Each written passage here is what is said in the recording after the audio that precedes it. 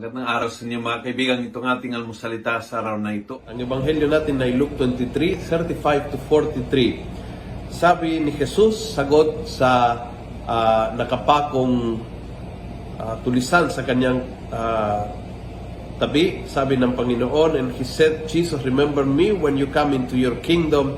Jesus replied, in truth I tell you, today you will be with me in paradise. Today can be paradise for you. Today can be paradise for you. Kahit nasa gitna sila ng matitinding pain, matitinding hirap, lahat po ay parang na inapunta sa wala. Alam ng Panginoon na kaya ng Diyos gawing paraiso ang ngayon. Kaya ng Diyos gawing langit ang ngayon kung ikaw lang ay kapit sa pananampalataya at kasama mo si Jesus. Kung kasama mo si Jesus, kaya mo ngayon nasa paraiso ka na. At marami tayong pinagdadaanan sa ngayon. At ang gusto ng Panginoon na ngayon, araw na ito, maramdaman mo, maka-experience mo ang lakas ng paraiso, ng langit, kasama ang Panginoon.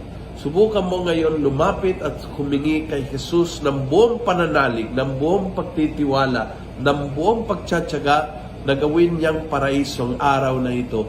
Kayang-kaya ng Panginoon mag-turn around ano man difficult situation and make it a heaven for you if you have faith. Kung nagustuhan mo ang video ito, pass it on.